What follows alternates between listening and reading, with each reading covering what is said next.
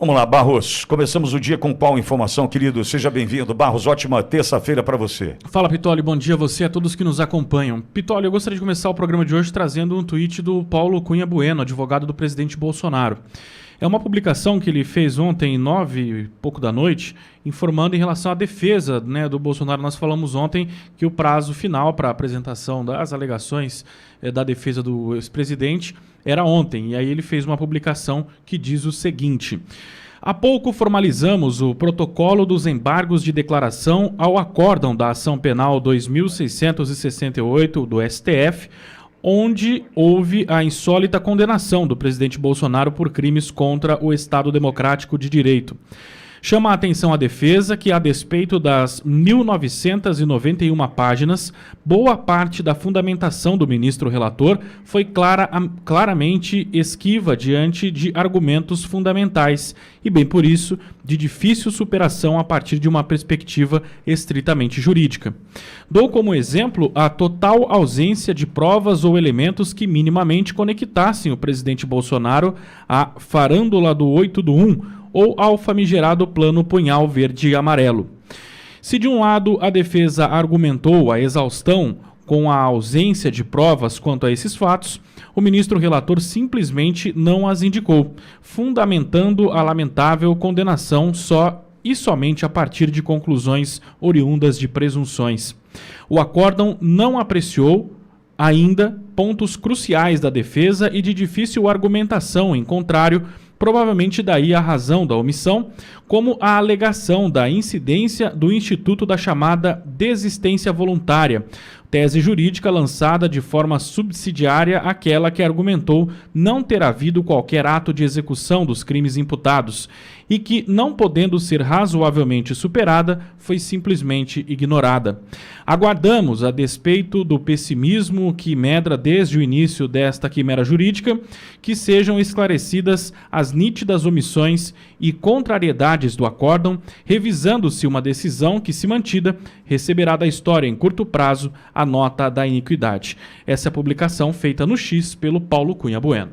Bom, eu agradeço ao doutor Paulo Cunha Bueno ele me enviou esse tweet ontem à noite. E, veja, tentando traduzir para o meu linguajar, o que o doutor Paulo está dizendo é o seguinte: será que ninguém percebeu que tudo isso é uma mentira?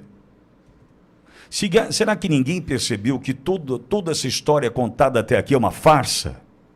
Será que ninguém percebeu até aqui que nada foi encontrado contra o presidente Bolsonaro a ponto de precisarem chamá-lo para depor na Polícia Federal para falar sobre uma baleia? Baleia! Veja, Bolsonaro não teve blindagem, como, por exemplo, agora tem blindagem o Frei Chico. Bolsonaro teve blindagem? Algum momento tentaram blindar o presidente Bolsonaro? Eu não me lembro. Me lembro sim, ali no início do mês de março de 2023, 2 meses completos de governo Lula 3, o escândalo das joias. Cartão de vacina, baleia, que mais? E corrupção? Alguém falou de corrupção? Tentaram, ao longo daquela CPI do circo da Covid-19, com Omar Aziz, Renan Calheiros e Randolph Rodrigues, tentaram sim desqualificar, descredibilizar, destruir a reputação do presidente Bolsonaro. Entretanto, nada conseguiram. O que eles conseguiram naquela CPI do circo, misturando uma série de assuntos, mas para te contar o seguinte, naquela CPI do circo blindaram quem? Consórcio Nordeste, governadores que compraram respiradores em loja de maconha, respiradores que nunca chegaram, governadores que inclusive hoje ocupam posição de destaque. Esses foram blindados. E Bolsonaro foi blindado em algum momento? Não. Não precisava blindar o Bolsonaro porque nada tinha de esconder. Tanto é que precisou ir depor sobre baleia. Baleia. Só que no meio disso tudo encontraram um covarde. No meio disso tudo encontraram um canalha. E me perdoe, esse não terá o meu perdão com facilidade. Com facilidade não terá. Eu sou um cristão, sou um pecador, e terei muita dificuldade em perdoar esse cidadão chamado Mauro Cid. Canalha, porque na atitude covarde desse homem chamado Mauro Cid, ele enterrou a vida de tantos. E se você quiser, posso estabelecer uma comparação com o que fez Felipe Martins. Felipe Martins, homem, brio, honradez, seriedade, verdade. Ficou 6 meses em cana, 10 dias numa solitária, continua preso, vida destruída. Entretanto, disse e repetiu: não tenho nada para delatar, não tenho como colaborar com a justiça, o que vocês querem eu não tenho para oferecer. Felipe Martins é homem, Mauro Cid não é. Mauro Cid é um lixo, de ser humano é um lixo. Por quê? Porque teve por diversas vezes a possibilidade de dizer e gritar: estão me pressionando, é tudo mentira. E não o fez. Diante de Walter Braga Neto, naquela cariação, ficou de cabeça baixa, com vergonha do seu superior, porque sabe que é um covarde. Foi treinado, forças especiais, para ser esse covarde, Mauro Cid, que está destruindo vidas. Quer um outro exemplo de uma vida destruída? Eu te ofereço. Anderson Torres, ministro da Justiça e Segurança Pública do governo Bolsonaro, que construiu a sua vida pautada na seriedade do seu trabalho, na Polícia Civil, na Polícia Federal, como secretário de Segurança Pública do DF, depois ministro de Bolsonaro, e retornando à condição de secretário, perseguido foi. E com essa publicação do trânsito em julgado, do acórdão, não sei o quê, essas coisas do juridiquês, Anderson Torres, que eu repito, construiu a sua vida pautada no trabalho sério. Anderson Torres será exonerado da Polícia Federal, mandado embora da Polícia Federal. E o que fazer com um homem que tem uma esposa e 3 filhas menores de idade, para cuidar? O que eu falo para ele? Olha, por conta de uma mentira, da covardia e da canalice do Mauro Cid, você, Anderson Torres, que fez um trabalho que vai entrar para a história do Brasil, ainda não entrou, porque a esquerda ainda está contando a história. Mas nós vamos contar essa história um dia. A nossa história, Anderson. Enquanto isso, o que eu conto lá em casa?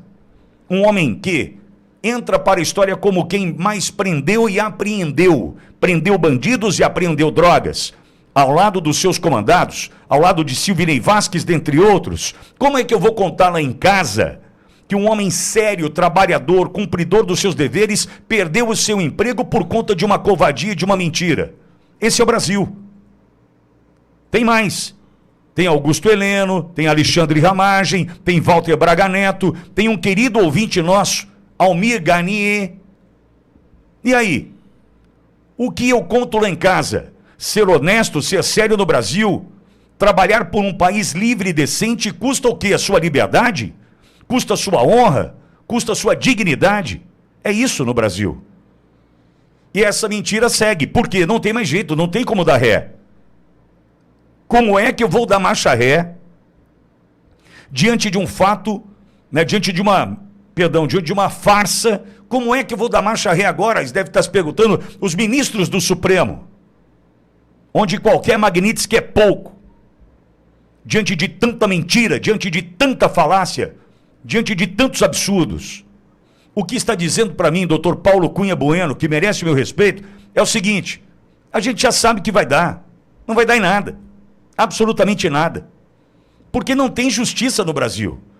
Tem algo que busca ser justiceiro, justiçamento, tem qualquer coisa, menos justiça.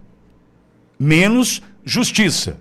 Estou eu aqui, por exemplo, hoje, fazendo a campanha por um patriota que precisa pagar uma multa para tirar uma tornozeleira e voltar a uma vida, repito, entre todas as aspas, quase normal. Estou eu fazendo a campanha por um patriota que não deve nada para ninguém. Entretanto, deve para a justiça justiceira do Brasil. Está tudo certo no país? É isso mesmo? É com isso que a gente vai conviver? Quem consegue conviver com a injustiça? Quem consegue conviver com tamanha injustiça e não se indignar? Me diz, tem um homem preso em casa agora. Tem um homem agora, nesse momento, vendo a sua saúde definhar, porque não pode pegar num celular, sair de casa, não pode levar a filha para almoçar, não pode levar a filha a passear, viajar, mesmo com todos os serviços prestados pelo e para o Brasil, esse homem não pode sair de casa, por conta de uma mentira contada por um covarde chamado Mauro Cid. Covarde, covarde, covarde. E aí, eu vou aceitar isso numa boa? É por isso que eu entendo e vou lutar, até onde me deixarem lutar, eu vou lutar pela anulação de tudo isso. Entendo. Tem alguém que vai falar, Pittoli, mas a anistia já estava bom. Pittoli, a dosimetria. Ok. Eu não sou parlamentar, eu não sou deputado, eu não fiz nenhum acordo com o Hugo Mota, eu não sou senador, não fiz acordo com o Alcolumbre. Pittoli, Alexandre Pittoli, vou lutar pela anulação disso tudo. Porque isso é uma loucura jurídica que nós estamos vivendo num Brasil que não é justo. Um Brasil que não é justo. Quando um advogado da qualidade do senhor Paulo Cunha Bueno faz um tweet, uma publicação deste nível, é porque muito provavelmente a gente não tenha mais caminhos para acreditar na justiça que temos hoje no Brasil. Então, por que você acredita na anulação, Pittoli? Eu acredito na anulação que virá a partir do homem honrado, cheio de brio, de caráter inquestionável, chamado Felipe Martins. Através do caso Felipe Martins nos Estados Unidos, a gente vai entender o tamanho dessa farsa. E quando descobrirmos quem são os envolvidos nisso tudo, tudo isso acaba. Esse é o meu desejo, e o que depender de mim, eu vou lutar até o fim. Porque em nome do presidente Bolsonaro, em nome de Anderson Torres, em nome de Augusto Heleno, Walter Braga Neto, Alexandre Ramagem, Almir Garnier, eu não vou deixar de lutar em nome destes que em algum momento lutaram pelo Brasil. Serviram o Brasil, se dedicaram à nossa pátria. Que direito eu acho que tenho de não lutar por eles? Ah, quem mandou também? Quem jamais. Nós vamos lutar até o fim, mostrando o tamanho da injustiça, a partir da covardia de um canalha chamado Mauro Cid, que destruiu a vida de pessoas do bem, por conta de uma mentira, por conta de algo que ele tinha aqui, e ao invés de assumir a bronca, sem vergonha, ao invés de assumir a bronca, decidiu prejudicar tantos brasileiros. Um dia, a conta chega, não é minha não, é Deus no comando, meu amigo, é Deus no comando, pode deixar, a conta chega, a conta chega. Então é assim que a gente começa o dia, já 100 por hora, para te dizer que ninguém vai ficar para trás. Ninguém. Ninguém.